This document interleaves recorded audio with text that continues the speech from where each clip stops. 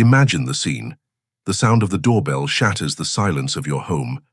From the outside, it seems like just another unexpected visitor, someone arriving with a smile, perhaps even with good intentions. But inside, something strange stirs. It's almost as if an invisible thread is being pulled, awakening in you an immediate discomfort, a silent resistance, an almost physical desire to keep the door closed. You don't hate people. You're not rude, nor are you at odds with the world, but you feel a deep need to preserve your space. In that instant, your mind fills with racing thoughts. Do I need to answer? Can I make up an excuse?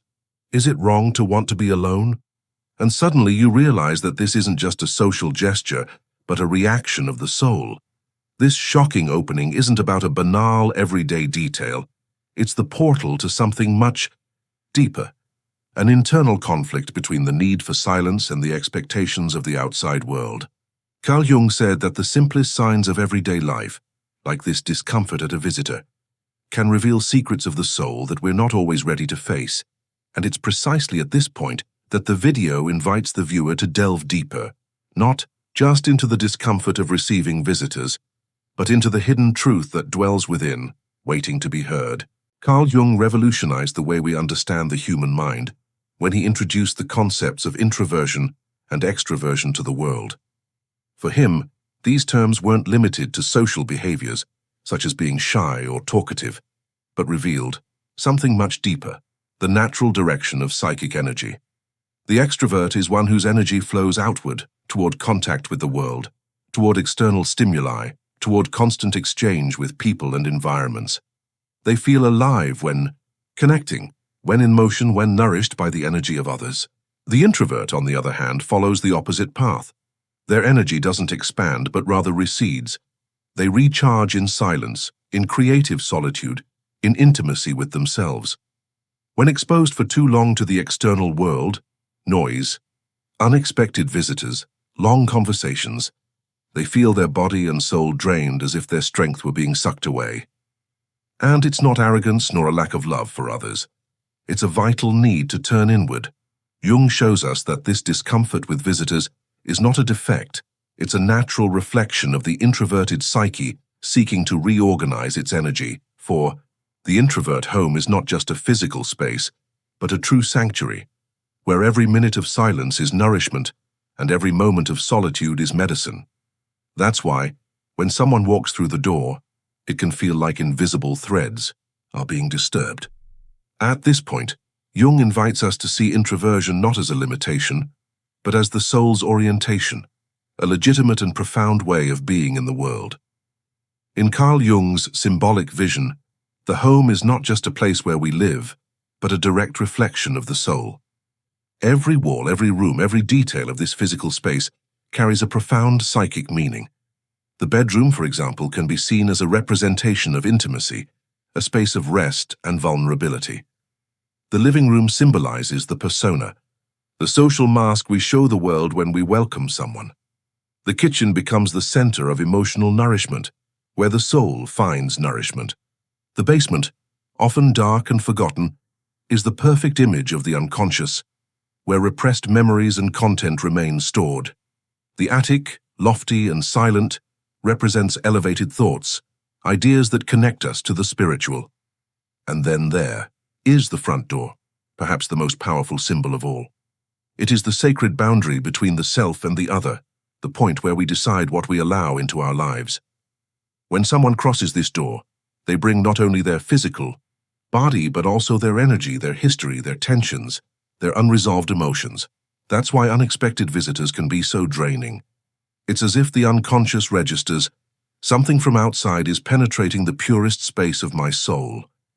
Jung reminds us that when we care for our home, we also care for our psyche. Feeling. Discomfort when this harmony is invaded is not a defect, but a sign that our soul is asking for protection, balance, and respect for its invisible limits. Carl Jung described the persona as the social mask we wear to adapt to the world, a necessary role for us to coexist in society. It's not false, but neither is it the totality of who we are. It's just a fraction carefully shaped to be accepted. The problem begins when this mask needs to be activated within the home itself, in the space that should be the soul's refuge. When a visitor arrives, even a welcome one, you're forced to activate the persona. Measure your words, control your gestures, smile appropriately, keep the house in order, offer hospitality. Suddenly, the intimate space, which should be a place of rest and authenticity, becomes a stage for performance. This effort relentlessly consumes psychic energy, as it's not just about conversation, but about maintaining an image.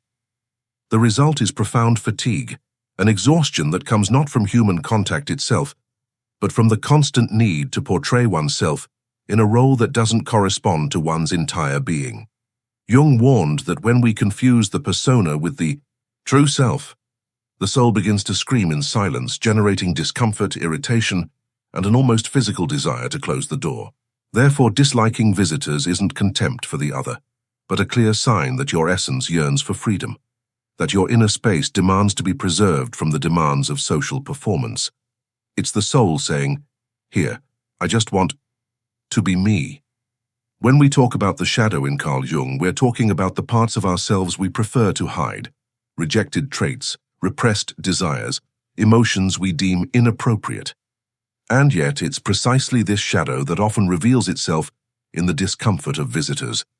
Consider, perhaps the irritation at hearing the doorbell isn't just about the other person's presence, but about what it awakens in you. The visit may reflect your difficulty in setting boundaries, your tendency to please, your fear of appearing cold or selfish. It may force you to face how invaded you feel, yet unable to say no. Jung said that the shadow projects itself onto the external world, and therefore the discomfort can be charged with disproportionate tension. It's not just someone broke into my house, but someone awakened in me what I try to hide. The shadow could be the hostile side you won't admit to, the need for isolation you consider a flaw, or even repressed anger at being interrupted in your peace. And what happens when we don't address this? The psychic energy spent repressing the shadow turns into exhaustion, into silent resentment, into a weight that seems greater than the visit itself. Jung invites us not to demonize this reaction, but to listen to it. Discomfort can be a mirror, revealing an intimate truth, that perhaps the discomfort lies not only in the other, but in the encounter with parts of yourself that you have not yet accepted.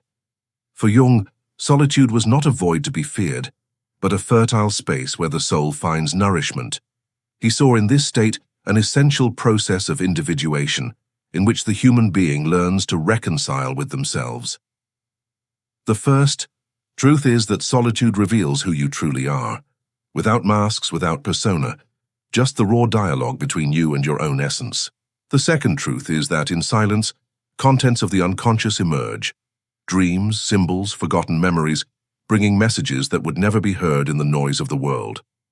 The third truth is that solitude strengthens the psyche, as it teaches the individual not to depend on the gaze of others to exist.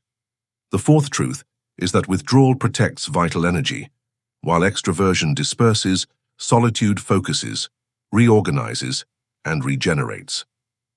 The fifth truth is that, far from being unhealthy isolation, conscious solitude paves the way for a deeper and more authentic love for others, because it arises from a self that has learned to embrace itself.